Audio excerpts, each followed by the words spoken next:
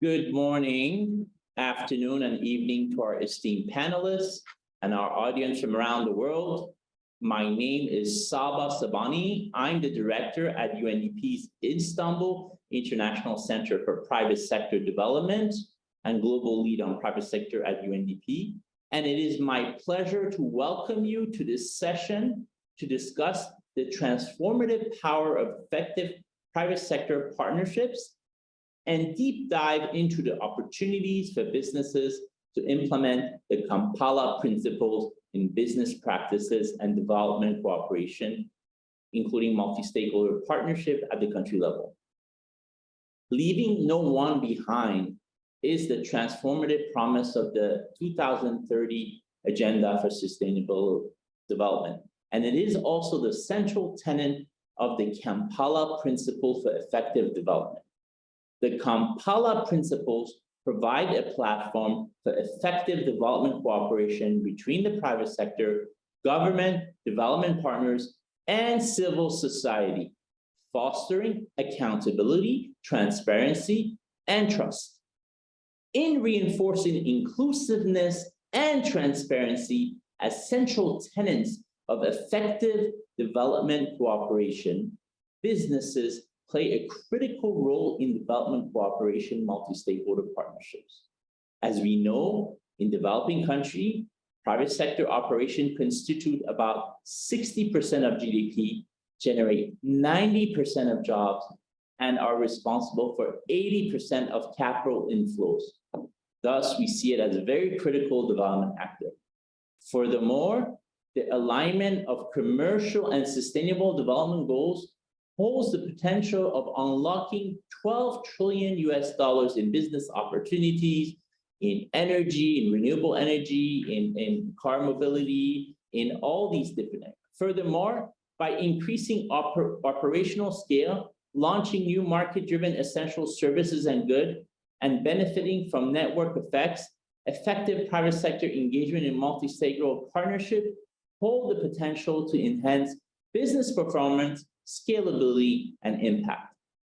In 2022, BCtA partnered with the OECD UNDP Joint Support Team to organize a series of action dialogues in Tunisia, Colombia, and Indonesia, serving as a multiplier for the Kampala Principles and for innovative multi-stakeholder collaboration.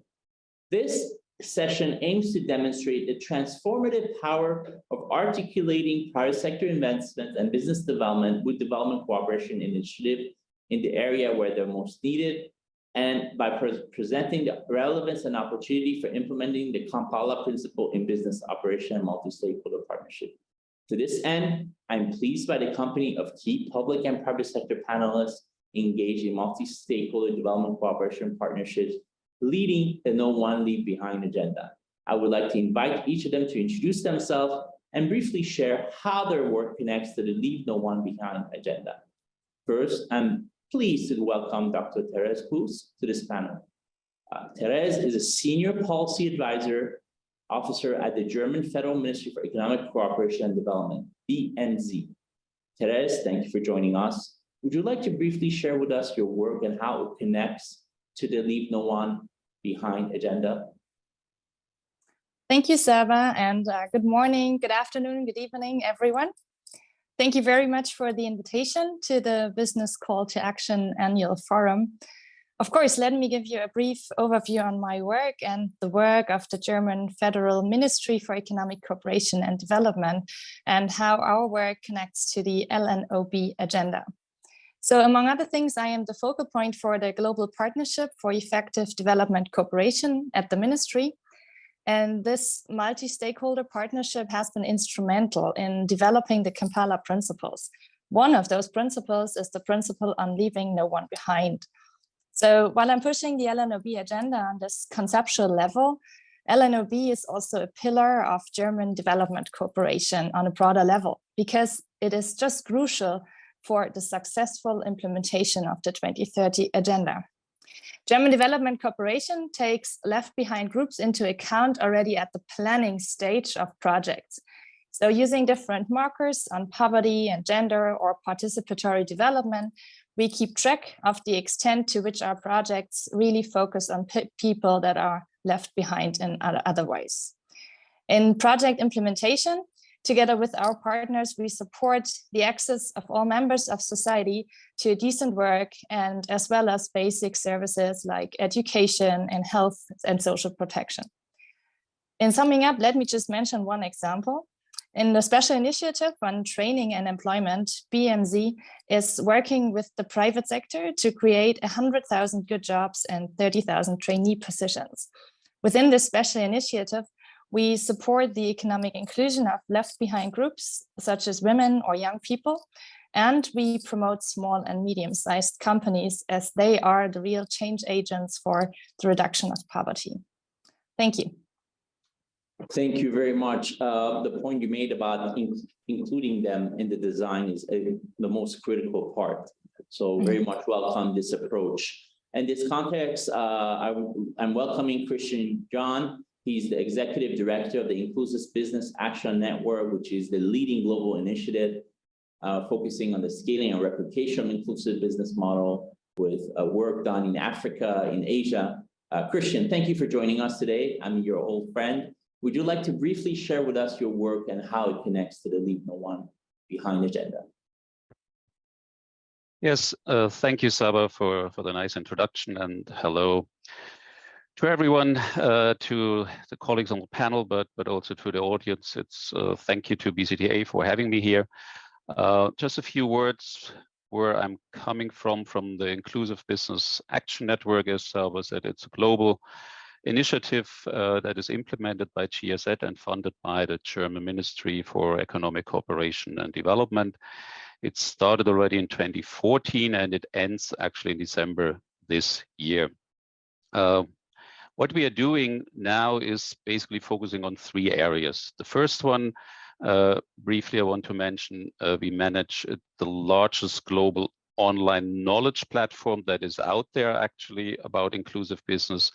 So to say, we provide curated knowledge for the whole ecosystem, but with a special emphasis on companies and policymakers, having there a lot of examples of inclusive businesses, impact stories, and information resources, etc. Then the next 2, we work on the one hand with the companies, where we focus really on inclusive businesses that want to scale their business. We help them to get investment ready in order for them then also to scale their inclusive business and link them then also to possible impact investors. And then on the second part, we work beside the business also with policymakers, and in order to help them to improve framework conditions for inclusive business so that we can tackle actually the issue on promoting and supporting inclusive business from both sides, from the public side as well as from the private sector side.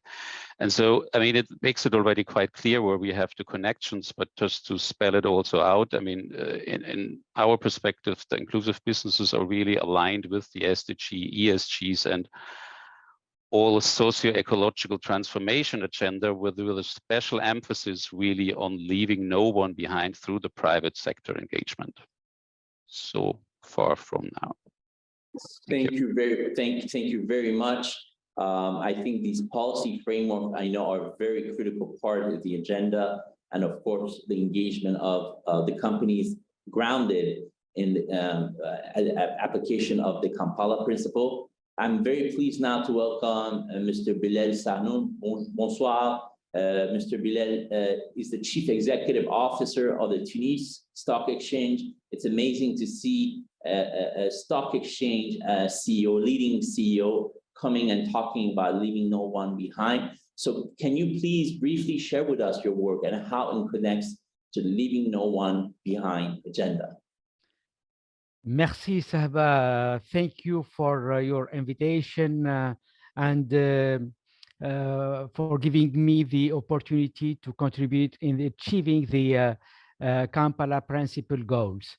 To answer your question, I would like to outline and share with you 3 actions carried out by the Tunisian capital market that help achieve objectives of the 5th principle which is the subject of our panel today. All those three actions took place in 2022. First, we have put in place a new regulatory framework to facilitate the raising of funds for SMEs, knowing that they are the backbone of our economy. This helps strengthen their financial figures and highly contributes to their sustainability. This first action makes it possible to reach the required level of transparency and good governance. This is an interesting way to create decent work environment, but mainly to maintain the sustainability development of our SMEs. The second action consists of the promulgation of an ESG reporting guide designed for listed company in the first place and for state-owned companies in the second place, and after for all kind and all size of companies. This guide is a result of our commitment to the United Nations Sustainable Stock Exchange Initiative since 2015. It is published on the 17 SDGs, on the GRI principle, and on other internationally recognized standards in this area. This guide is intended to be inclusive and horizontal, regardless the size of the company or the field in which it operates. It has 32 KPIs, 1/3 for the E, 1/3 for the S, and 1/3 for the G. At the macroeconomic level, the adoption of this guide by Tunisian companies aims to the achievement of the SDGs, as well as the improvement of future investor reviews. These investors will benefit from better extra financial information, either locally and internationally. The third action is still in progress. It mainly consists on identifying green or blue projects for which we aim to structure and issue green bonds, along with the help of the World Bank, thus attract funds to responsible investments. In conclusion, these three projects will allow better financial inclusion, sustainable development for our economy, and the emergence of a new category of investors concerned with sustainable development and future generation. Thank you.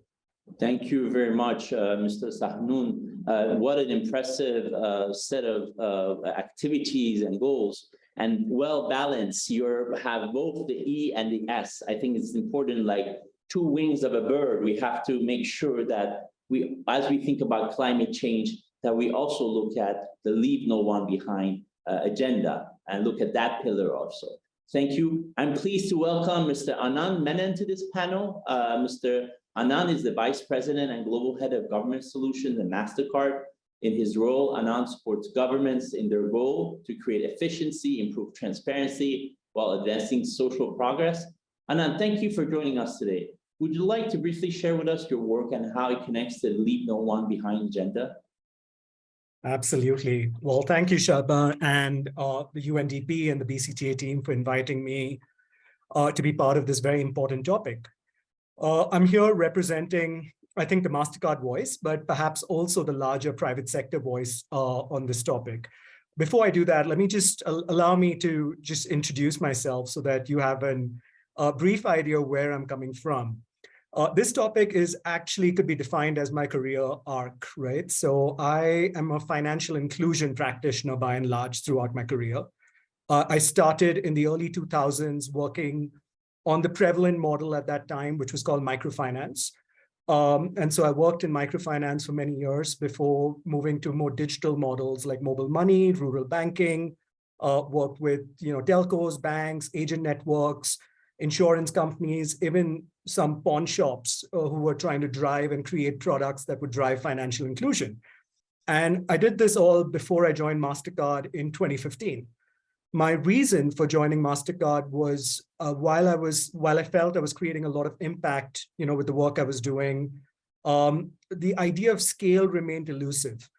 And it needed, commitment, it needed financial backing, and it needed resolve at the leadership level to address the challenges we were talking about at scale.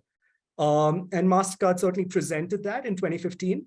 And it has proved true to its word, in my stint here. And I know there's probably sitting in that chair, I might sound biased. In the chair I sit in right now, I might sound biased, but truly has been a very committed journey by the company. So to cut the story short and not to let me drag on, over the last, 8 years at MasterCard, I initially was focusing on financial inclusion products. In the last 5 years, we've created products, programs, partnerships that have driven over 500 million people to be included into formal financial services. And of late, my role has evolved to lead government solutioning, which includes the topic of inclusive growth, because that's still a huge priority for governments, but also addresses topics that you mentioned, Shaba, which talk about economic growth across sectors, digitization, and of course, safety and security of the digital infrastructure. So I will hold it there and I will hand it back to you. Thank you very much. Absolutely. Your life is a history of financial inclusion in the last 20 years. And definitely, I think integration of financial inclusion, the broader social protection, inclusive growth, and other sort of agendas is quite important. In this context, I'm also very pleased from a country experience to welcome Caroline Albert. Caroline is the head of Canada's International Cooperation Program with Colombia, where she leads the programs focused on innovation, including working with the private sector as partners in development to make a difference in the lives of the most vulnerable. Caroline, thank you for joining us. Would you like to briefly share with us your work and how it connects to the Leaving No One Behind agenda? Good morning, good afternoon, good evening, everyone that's on the panel and also our audience. First, thank you very much for inviting me today. It's a pleasure and an honor to be with such a diverse panel to discuss a topic of great personal interest to me. In terms of responding to your question, with my team at the Canadian Embassy in Bogota, I lead the implementation of Canada's International Cooperation Program with Colombia. We directly manage the bilateral cooperation project portfolio, but also monitor humanitarian and other programs that are funded by our headquarters. In general terms, our work is aimed at reducing poverty, advancing gender equality, consolidating peace and security. And we do this in a number of ways, including, like you just said, by leveraging new and innovative partnership to achieve sustainable development goals, together with national government, private sector, of course, and local actors. Our ambition for a world without poverty means that we must explicitly commit to leaving no one behind. The stats are clear, less resources goes to LDCs, and even in middle-income countries, within middle-income countries, it's easier to work with SMEs that are already on a good path to commercial viability than with micro informal enterprises in remote regions, for example. So working with the poorest and most vulnerable requires considerable time, resource, energy, and requires overall dedicated resources and commitment. We have made that commitment here in Colombia, and I'll tell you more about it a little bit later in the presentation. Thank you.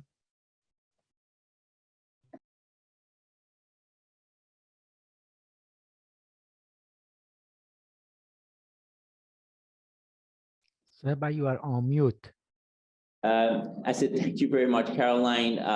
We also know that Canada has been a leader in grand challenges at the global level. So we look forward to hearing what is happening in Colombia in terms of your work and also as part of this broader development policy of Canada around innovation. Now, over to Therese Cruz. In 2022, Business Call to Action partnered with the OECD Joint Support Team to co-organize a series of action dialogue in Tunisia, Colombia, and Indonesia. As I noted before, it served as a multiplier for the Kampala Principles. In parallel with the action dialogue, we created a community of practices in Colombia, Indonesia, Tunisia, with over 540 participants, including private sector, development agencies, public sector, civil society. The results of these outputs and lessons learned were shared, were put in case study that have been presented. In this context, we're very pleased to launch the Kampala Principle Private Sector Implementation Guidance Note, which is been based on all this extensive country-level consultation. So Therese, can you briefly explain what are the Kampala Principles and what are the tools available for business to implement these principles in their business practices and multi-stakeholder development cooperation? Yes, of course. Thank you, Saba, for handing over the word to me.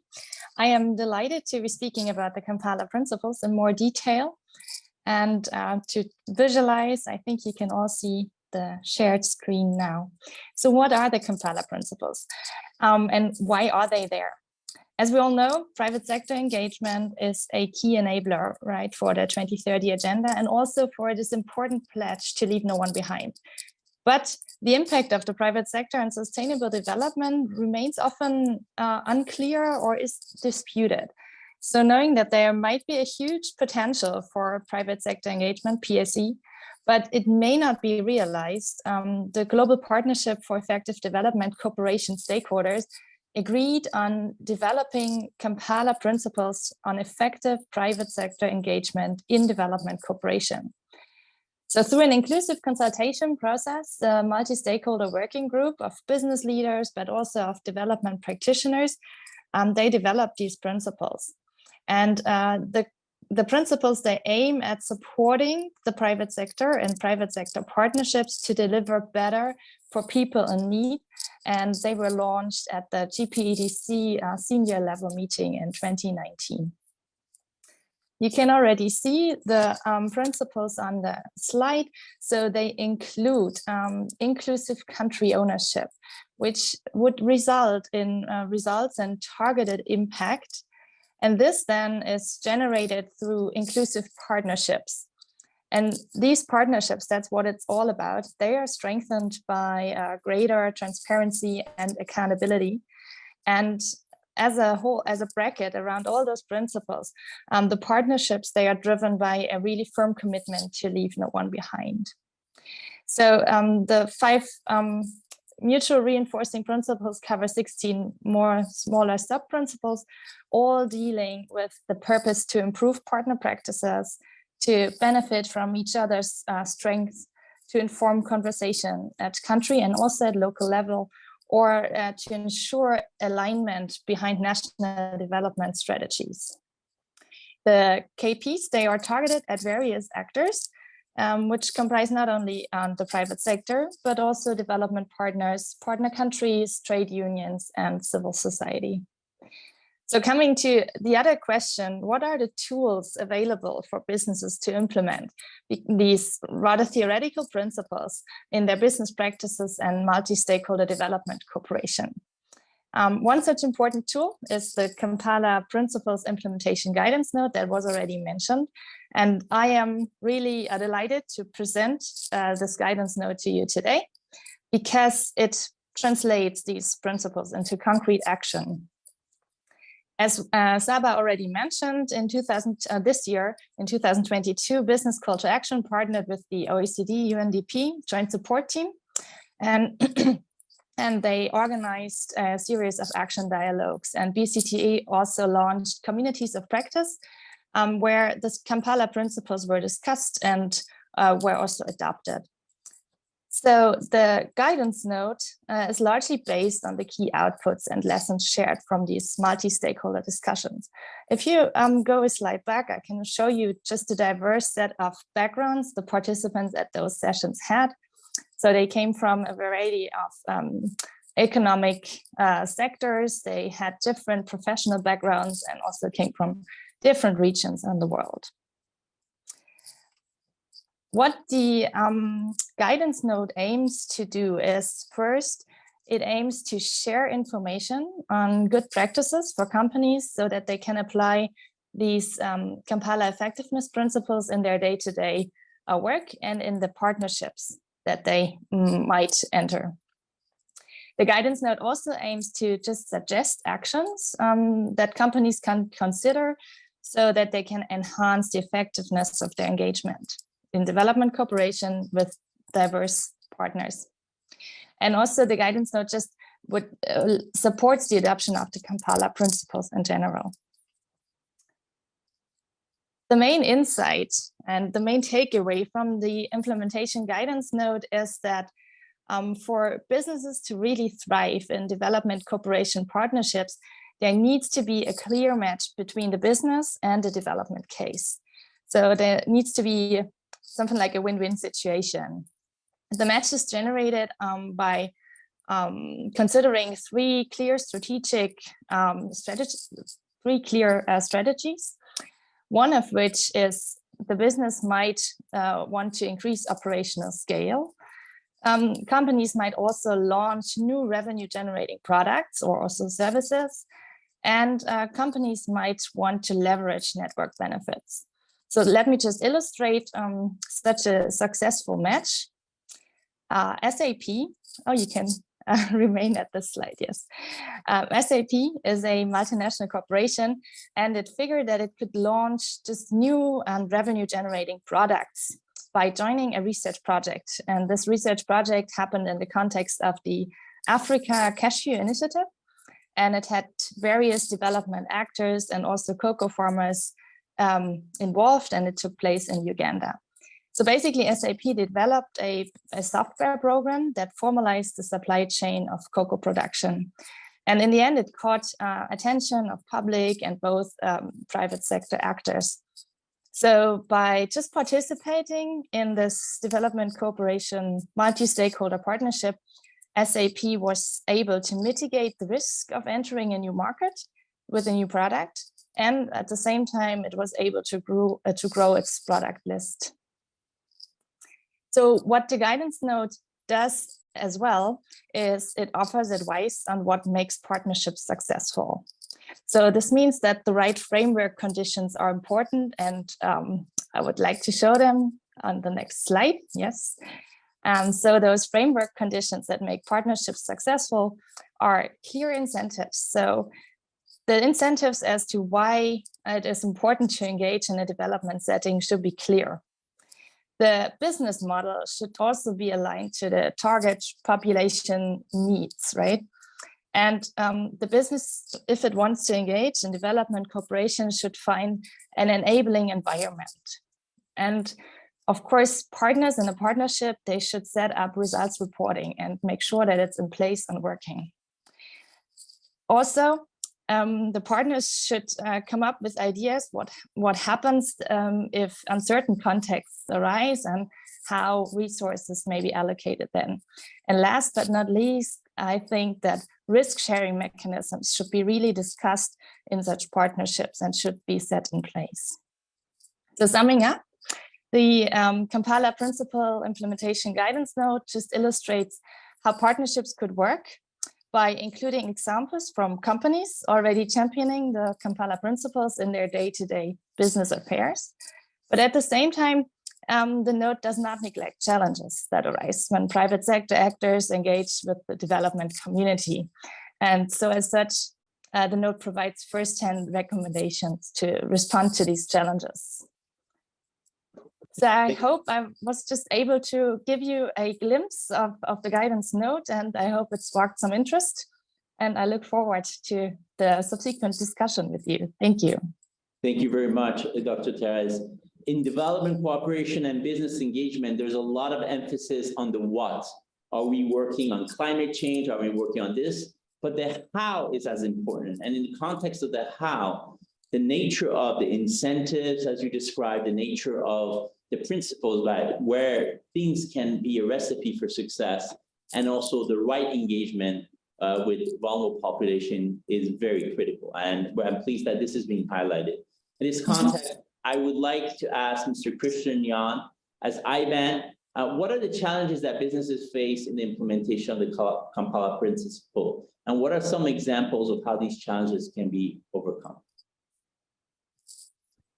Yes, thank you, Saba, and Thank you also, Therese, for sharing this guidance note. It actually fits quite well, maybe to the audience also out there. As you know, almost everything is always prepared nowadays through such panel discussions. But Therese is, so to say, in a different division at the German Ministry for Economic Cooperation than the division we are supported through. And therefore, it's even more actually interesting, I mean, in my point of view, on how much that actually aligns in what we are doing. Now, I would like to tackle a little bit on let's just say I'm trying to tackle on three principles that just have been mentioned. One is the inclusive country ownership, the other one, the inclusive partnership, and then also on transparency and accountability, because I think that is the most practical and often discussed issue when working with companies and how to measure and being accountable to it.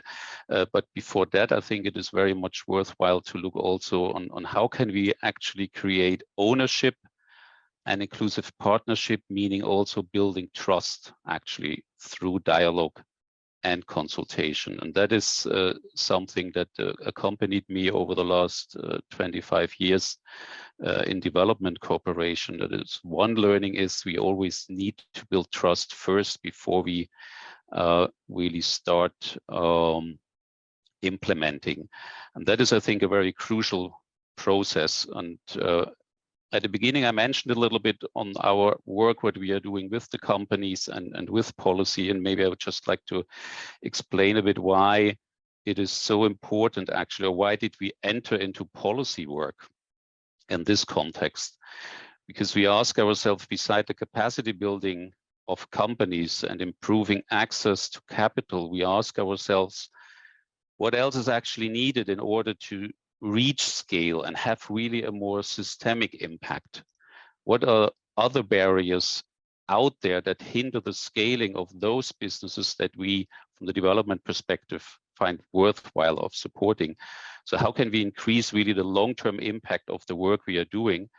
And that is why we dare to enter actually policy development. And especially the experience over the last year showed us it makes a lot of sense and it is very fruitful.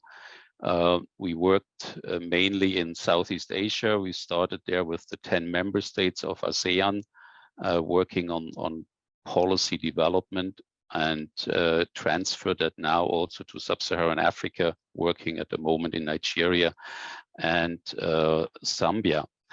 And so how do we do that? How do we address these challenges? In terms of country ownership and partnership, we have basically developed a tool that we adapted now really in several countries where we know it works. By the way, this tool was also just released last week. We put all our experiences in a guide, actually, that's a step-by-step approach. So every agency or whoever would like to go into this field of work can feel free to use this approach. As I mentioned at the beginning, also, we are ending by the end of this year. So all our combined learnings are actually in this guide, and whoever's interested can address and can contact me later or through Saba or Luciana. So what we do always there is basically we just start to get an overview on who's actually in the country to create this kind of ownership and inclusive partnership. With the scoping mission and the landscape study, where we really consult all kind of actors, not only the companies, but also business association, government offices, etc., finance institution, impact investors, meaning get to know all relevant stakeholders who are on the ground and to identify then also the current problems that exist in the individual country. And that is also where the government actually gets to know what are the challenges that companies face.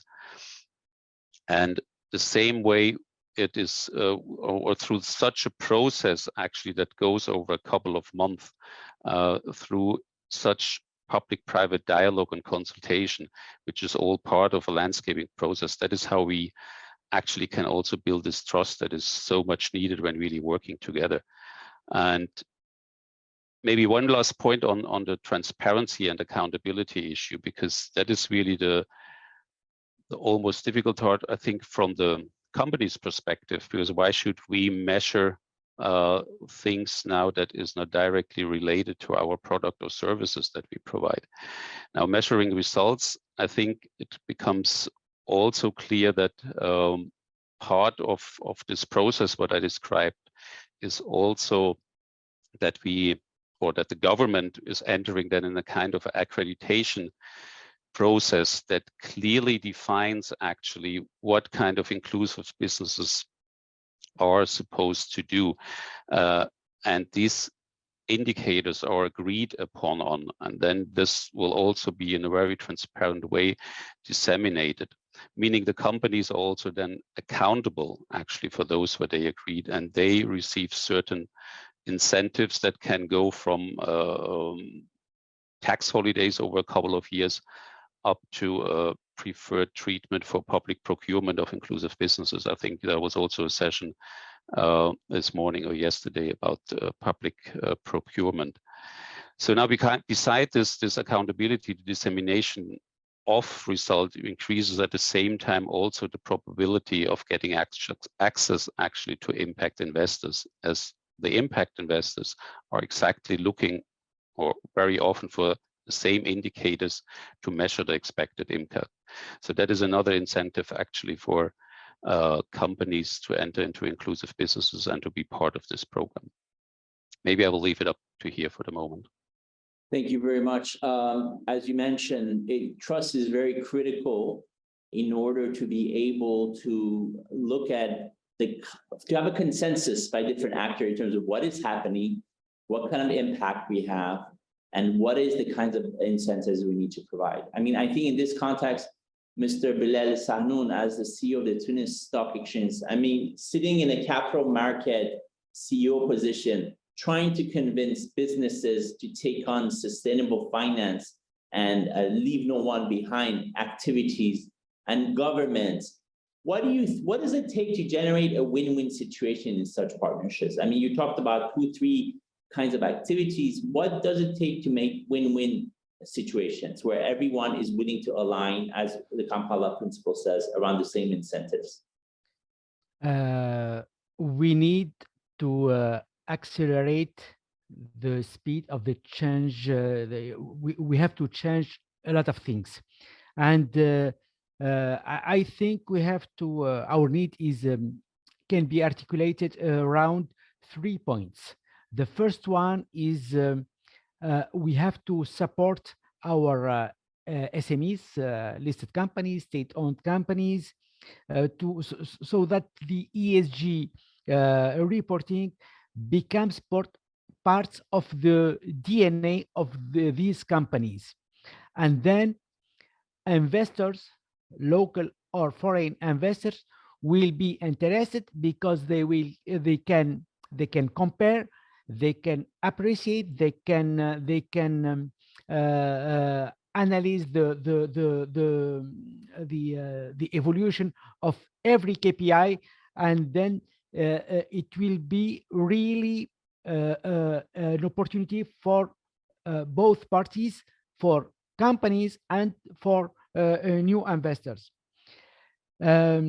This program is to be set up with partners. Today, we can't, as a stock exchange alone, we can't do it alone. We have to convince our government to make the ESG reporting mandatory by regulatory texts, and I think it's not enough today to wait for voluntarian policies, and then we can accelerate the change in those companies, and we can get more interest for investors. The second point, this one regarding the low level of our public resources, we'd like to find structures and investment funds who will play the role of locomotive to encourage the and accelerate sustainable and responsible investment, to be focused on the responsible investment, and to be specialized in this field. And then we can encourage people, SMEs and biggest companies to go and to be in this logic of choosing responsible investments. The third one, I'd like to ask for establishing a financial education program for leaders, for investors, for analysts, and as well as for other interested parties, in order to democratize those concepts, those principles, and to accelerate the spread of these good practices. That's all for the 3 points I'd like to suggest. Thank you very much, Mr. Bilal Sahnoun. We will take on the idea of, I think, absolutely this capacity and training program around sustainable finance and sustainable business is very critical. In a time of climate change where business model and all these risks we say, people need to be aware of what the future holds. The head of UNDP says the SDGs is the risk map of the world. So we need to understand how business model we need to evolve, how we can work together. And as you mentioned yourself, it is important also for governments to step in to provide the kind of country ownership to have the kinds of standards that need to be applied consistently, among others. In this context, Mr. Anand Menon, MasterCard has made a commitment to connect 40 million micro and small merchants to its electronic payment networks to accelerate the adoption and use of its financial tool. How do you recognize, share, and mitigate risk for all partners in this large-scale effort to leave no one behind? Yeah, no, absolutely a very important point in what enables a two-sided ecosystem to really emerge, right? So it's not sufficient when you think about leaving no one behind to just think of, people who don't have a financial account and who need to conduct their financial lives, save money, get a loan, get an insurance product, whatever it may be. But also think about the ecosystem in which they operate, and which includes then the most visible form of that ecosystem is your local shops, right? Where they would go and buy eggs, milk, bread, whatever it may be. So in that context, bringing micro merchants into this ecosystem is a very important piece in leaving no one behind, because without that, you may have access, but you won't have usage. And if you don't have usage, those accounts have no value and they are adding no benefit to anyone's life. So, so that's kind of where this comes from. How we do it, again, I think there's a lot of power in this idea of partnerships. And it's not just with private players, but very often with governments and civil society actors. Before I actually talk about risk mitigation and what we do with these partners to kind of enable MSMEs to come into the fold, I just want to quickly, if you'll allow me, highlight a couple of different areas that I find very important as we work with governments and civil society in this overall effort around financial inclusion. And I'll be brief about this. With governments, I think one of the fundamental things, and this showed up in Therese's slides, and many of the other panelists have made reference to some of these points as well.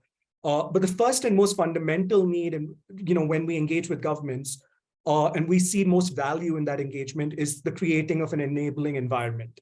And when I mean enabling environment, I don't necessarily mean policy or regulation, though those are the obvious things that governments tend to drive and add value, but also fundamental enabling infrastructure, things like identity. Without identity, there's no digital adoption, there's no digital footprint that can be created.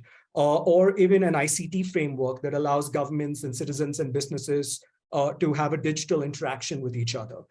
Because that enabling environment allows the private sector to build solutions, capabilities, products on top of those rails and drive them at scale out into the market. That's one. Two, the governments that we work with, and that have done a phenomenal job, play a huge role as a catalyst of programs. And what I mean by that, and very quickly on the math, if you think of all the progress that financial inclusion has made over the last, let's say, 20 years, the bulk of that progress has been made because of government programs that are driving government funds into people's accounts. They have consciously moved away from analog processes to digitizing the payment flow and seeding people with accounts so that they can then use the government funds in a manner that is dignified. They don't have to wait in line. They get it, wherever they are. They have access to those funds. And that whole role of governments catalyzing fund flow into financial inclusion to plug the gap of financial inclusion is an example of what they do. And there are other examples of governments acting as catalysts. The third one is risk sharing, and we'll talk about this. But before we go on risk sharing, last thing I want to say is on the civil society front, they play a role across those things as well. An additional role that civil society plays is incubation, right, and innovation. And some people may be surprised because they're like, shouldn't the private sector be the one innovating? But if we look at, absolutely greenfield areas, right, which are the topics we're talking about, right? And financial inclusion not so long back was completely greenfield.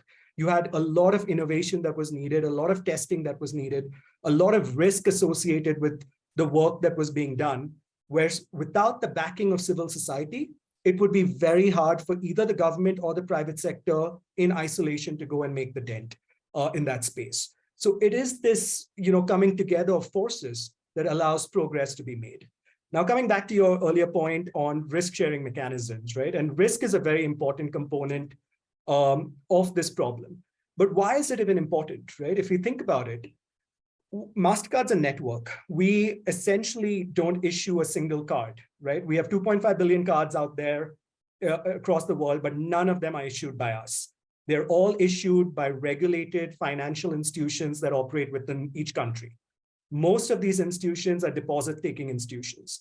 So they are essentially custodians of people's money in certain countries, which means they have to be very careful about what risk they take on as a business because they are responsible essentially of large sections of society savings. And thus there's a conscious risk element in any efforts that financial institutions do. Now, when you're dealing with a target segment that's new to you, you don't have enough of a digital footprint on them, you don't have data, you don't have records, you are taking on more risk. And of course, there is the fundamental aspect that many of the people in that segment are less well-to-do than the traditional clientele of financial institutions, which also adds risk.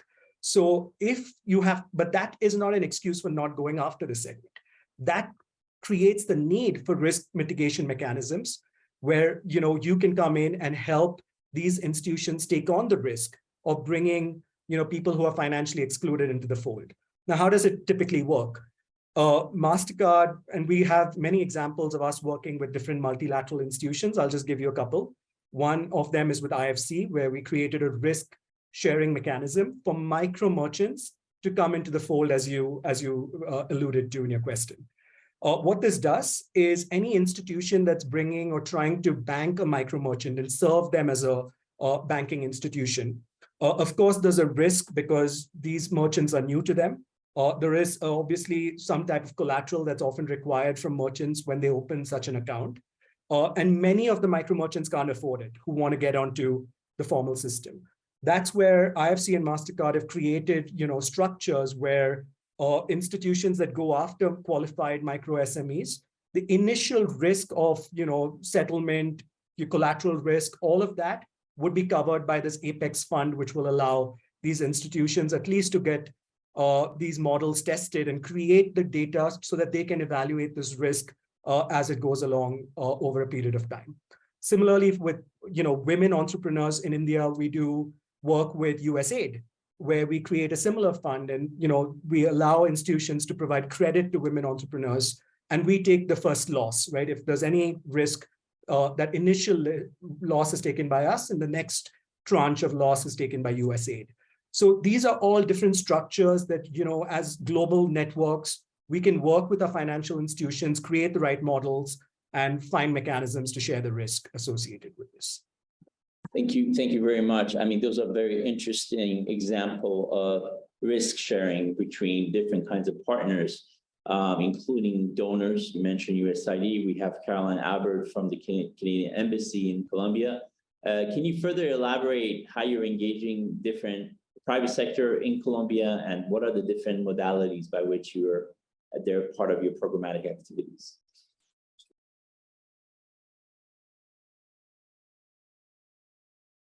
Or mute.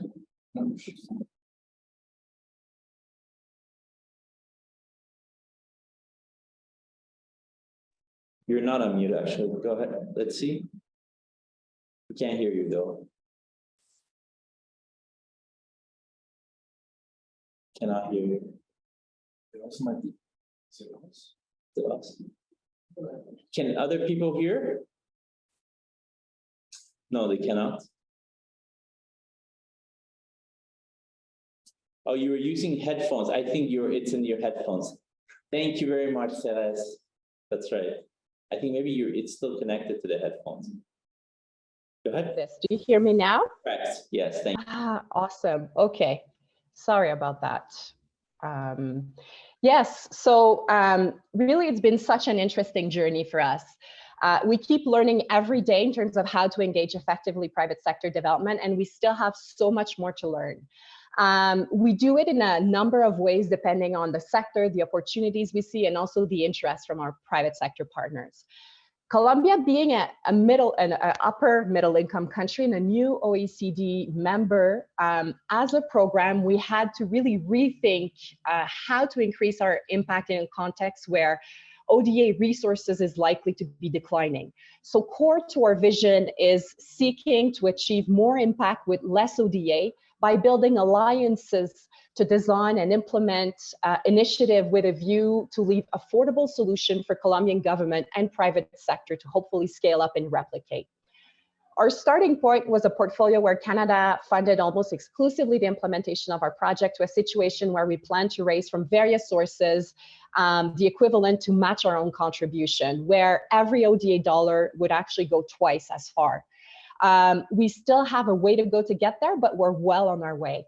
In terms of result, over the past 2 years, we've been able to leverage $35 million in co-financing in support of our bilateral portfolio, most of which the vast majority comes from private sector sources.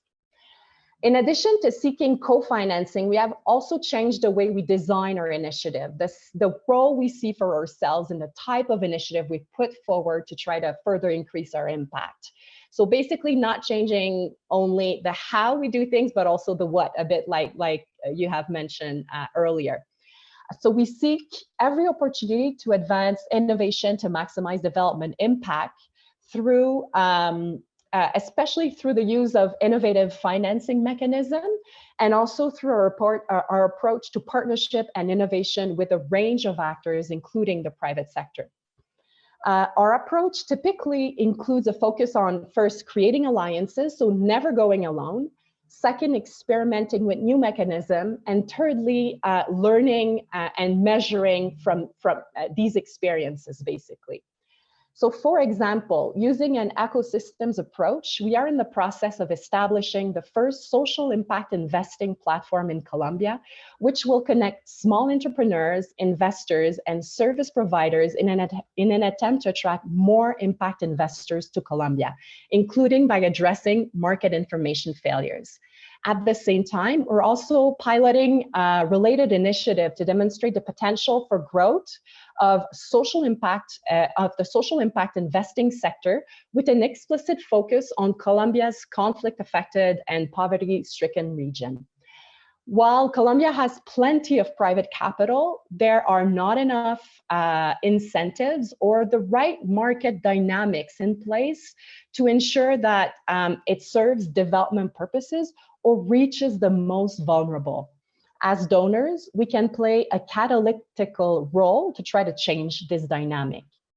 In designing those two initiatives, we took the very explicit and conscious decision to focus our investment in rural conflict-affected areas to show untapped potential, to help de-risk and incentivize investment, and also hopefully create a demonstration effect while also generating important data to help increase investment in those same conflict-affected and poverty-stricken region. Now, a second example. In 2019, we launched the first result-based financing program at Global Affairs Canada to support small-scale cacao producers with the intention of leveraging $18 million in co-financing from the private sector. Within a year, we've reached this objective and have now surpassed it. This funding model, which focuses on paying for result instead of activities, has been highly successful to date in our experience and has proven an overall well-suited model for mobilizing private sector resources and co-financing. Finally, we've also designed Canada's first outcome fund in education, which is set to be a public-private sector fund that seeks to identify affordable education solutions to be scaled up for the most vulnerable in Colombia. Government actors and private sector partners have been involved in the design of this initiative from its onset, which has really helped cement their long-term commitment to this initiative. That we count not only in terms of financial contribution, but also in terms of the several dozen hours they have spent with us trying to design this new mechanism by bringing in their unique perspective and know-how at the table. So overall, in terms of results, our experience working with the private sector in recent years has shown that they can be excellent partners in advancing sustainable development. That said, as we often say, it's not a panacea. It doesn't work as well in all contexts, but it remains a powerful tool. In terms of learning, I'll just mention a few elements. So from our perspective, harnessing a long-term interest by the private sector in contributing to sustainable development requires a fundamental rethink to the donor-private sector relationship towards a more equitable and strategic partnership. So the effective and successful partnership are those that are win-win, and I know a couple of colleagues on the panel have mentioned that, and can rarely be based solely on the philosophy of philanthropy when working with the private sector. The private sector will, of course, look to get something out of this partnership, whether it is financial return, bolstered reputation, visibility, social acceptance in communities. So it's important for donors to really understand those dynamics for the partnership to last. There's also some key principles and concepts that guides us in our journey to engage with the private sector. The most important one being what we call development additionality. So when a partnership is able to leverage more resources and achieve greater development result than when each partner goes alone. So the whole is greater than the sum of its part, if you will. So, but at the same time, we must be careful not to subsidize commercial interest and potentially distort market. But profit in and of itself, it's not bad. We know that. Private sector knows that best than anyone else. But sometimes within the development community, there's some level of discomfort. But this we need to overcome this. And then I'd say just finally that donors like us, we need to pivot. Our bureaucracies are big, they take time to adjust and to change our way of doing, but the current policy rules, regulation are not always well designed to working with the private sector. Moreover, we have often long timelines, bureaucratic red tape that can create risk to innovative programming and private sector engagement. So those are things we are working on. And then finally, more tools and training for staff, stronger corporate incentive to work with the private sector, and to continue to expand our toolbox as donors is also key to this strategy. So I'll leave it there. Thank you very much. Thank you very much, Caroline. That was quite an impressive tool of lessons learned. I think the major thing I picked up from you specifically was when you were talking about how you have to align incentives with the right kinds of risk-sharing mechanism, or like pay-for-performance, output-based aid, and the relevance in education and some of the other things, and how successful it was. So again, it goes back to the point, it's not as much about the theme, but understanding the incentives of the actors, ensuring country ownership. You highlighted how there's country ownership where basically government and private sector stakeholders have provided kind of financing, and the need for an evolution of the model of development cooperation by donors. So actually, I go back to Dr. Therese. I mean, these are principles for the private sector to uptake, but we also need the development community and the bilateral donors to also become fit for purpose to engage with multinationals, to engage with SMEs. Can you reflect from your perspective in terms of what are the tools, what are the approaches, how do you see this working? What is it that donors need to do to be able to work with both individual companies and also business organization, and also in triangular cooperation with government, civil society, and other communities that benefit? Yeah, thank you, Saba. I think importantly, what donors need to do is not only private sector has a role to play in those partnerships, and I think Carolyn already mentioned it. It should be, the partnership should be equitable. So partnerships should be on one level, and also donors or the developing partners, they need to take the Kampala Principles seriously that I mentioned before. So partnerships really do need to be inclusive. They trust and accountability needs to be enforced, and this is all on our agenda as a donor, and it's being implemented and it's being practiced. But I think this is what makes the partnerships in itself then beautiful, so to say. And this is also why our ministry just focused so much on developing these principles, because it's not just the good guidelines for the private sector actors, but also we take those guidelines seriously. And that's why we do think that engaging in such partnerships, multi-stakeholder partnerships, will have a benefit on how we cooperate together. And the why, as to why do we cooperate, is because we do need to work together to actually reach any of the SDGs, and we do need to join forces in a way. And the Kampala Principles were this idea of how we can join those forces best together, so that the donor side, but also all the other sides, trade unions, associations, civil society, private sector actors, how we all can come together to make this possible, that just development cooperation would have an impact where it lasts. Great, thank you very much. I will ask the next set of speakers to be succinct as we're close to the end. Christian, I want us to reflect a bit on, we've been working on inclusive business for for a while, and one of the recent sort of CEO surveys showed that while the corporate sector sees climate risk as 70–80% most material to their business sort of bottom line, only 18% see inequality or basically social issues as material to their bottom line.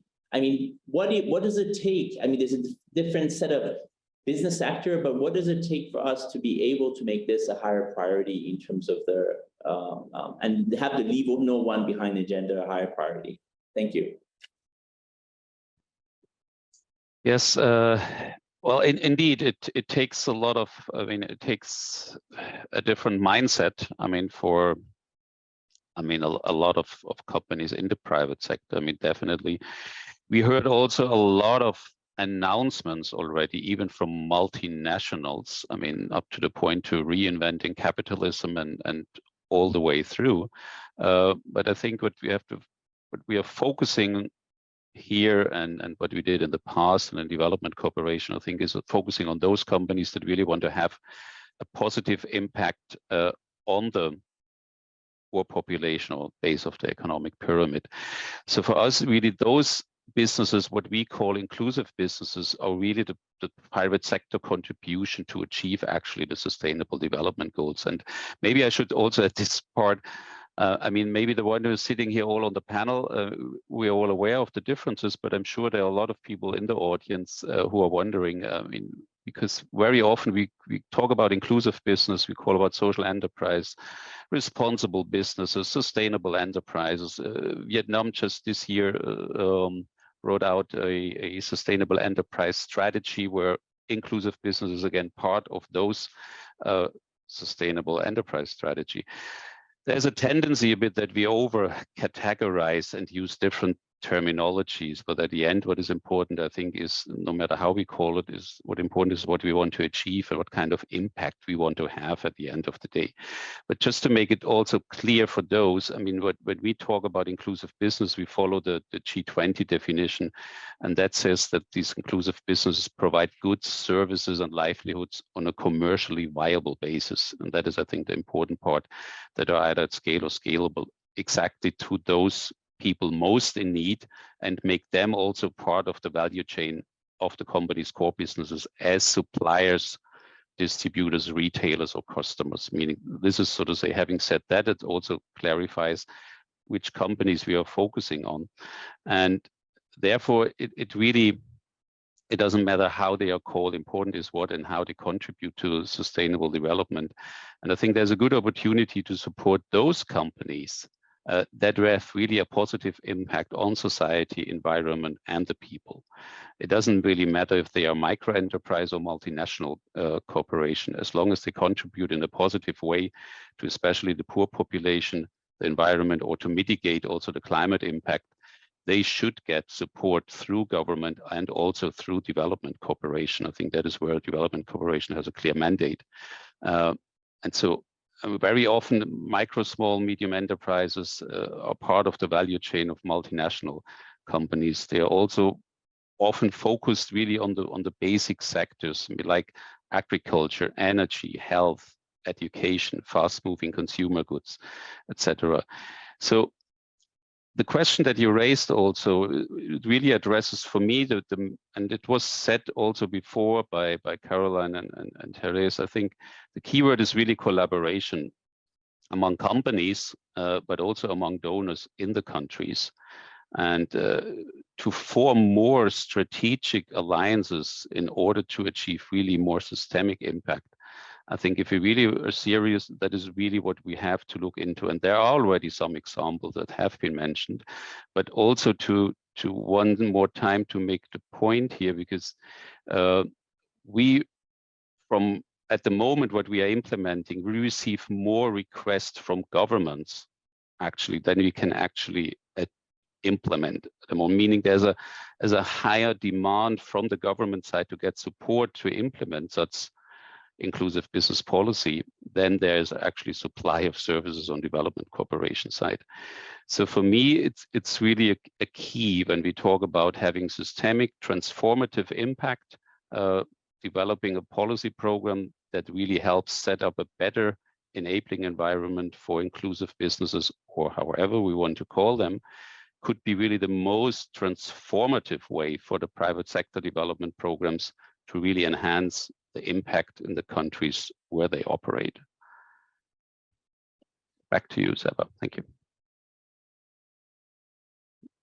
Most critical lessons learned. Donors have been financing these programs. We need to look at markets, not just individual businesses, and we need to enable governments to provide the incentives, support in this context. So they help their own, I mean, the companies in their own context.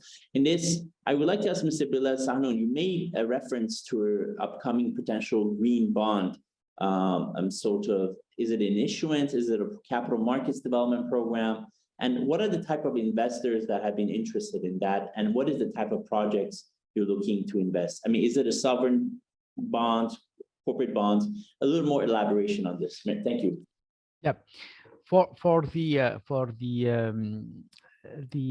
green bonds, we know that we have 45 solar energy and maybe five wind energy programs. Those investment will be done by private sector, and the production of electricity will be distributed by the utility. It's a state-owned company. The problem today is how to finance those programs and how to guarantee for investors the return on investment in this project. Regarding there will be only one client, which is the utility for the energy, and the problem of issuing this kind of green bonds comes from the difficulty to match the interests between the government and investors that they will produce energy from solar or wind. Great, thank you very much. So we look forward to hearing more about the progress of this initiative. Now to Anand, what are some of the key opportunities for businesses to implement the fifth Kampala principle, leave one, no behind, in your business practices and multi-stakeholder development partnerships? Yeah, no, thanks for that.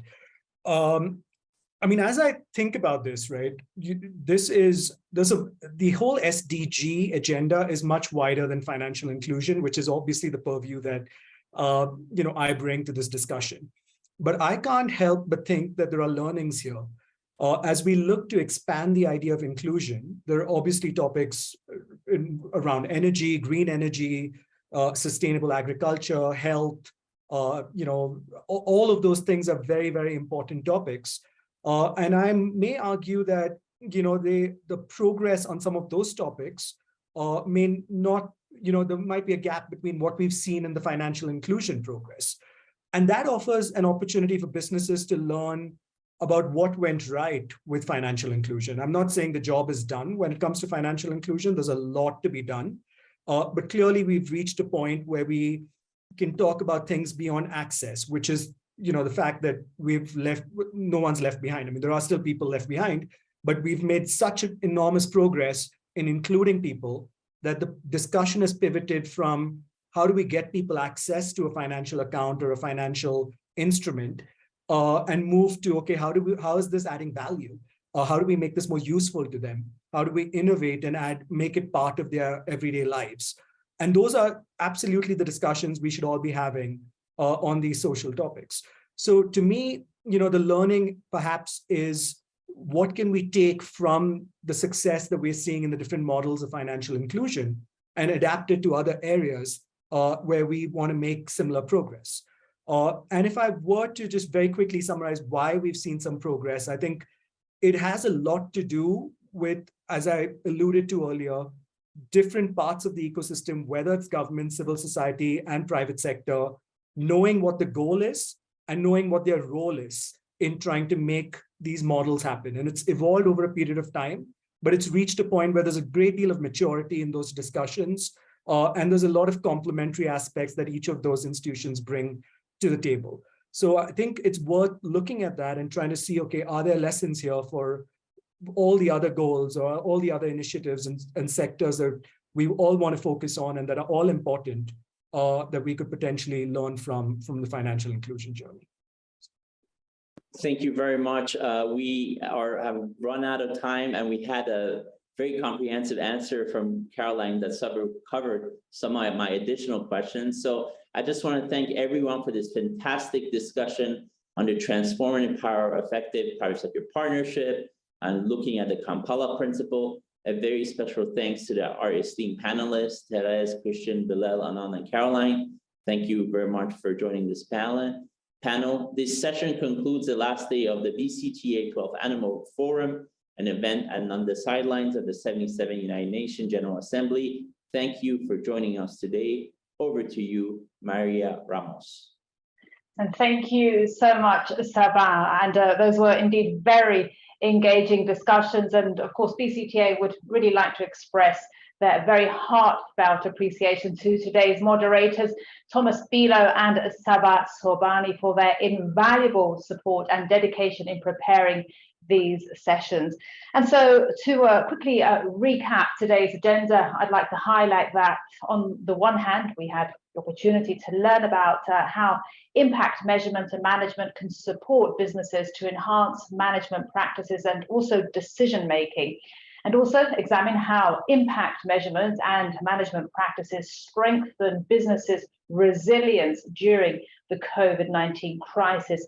And we also discussed the findings from our latest impact measurement and management report regarding the importance of data availability. And on the other hand, we delve deeply into the transformative power of articulating private investment and business development with development cooperation initiatives in the areas where they are indeed most needed. Plus, we discussed the role of inclusive business in development cooperation and highlighted the opportunities for private sectors to implement the Kampala Principles. So we hope that the 4 sessions from yesterday and today have been insightful and very useful for you or your institutions. And if you missed any sessions or would like to rewatch them, please access the recordings on our official annual forum website. Alternatively, you may visit BCTA's social media pages, LinkedIn, Twitter, YouTube, Facebook, and Instagram for updates, especially regarding the knowledge products that we have just launched over the past 2 days during the session. And with this, ladies and gentlemen, we now close the 12th BCtA Annual Forum. So on behalf of UNDP Business Call to Action, I thank you all very much for joining. I'm Maria RAMOS, your official host, and it has been my privilege and my pleasure to be with you here over the past 2 days. Thank you so much. Have a fantastic morning, afternoon, or evening, wherever you are, and do take care. Thanks again. Bye-bye.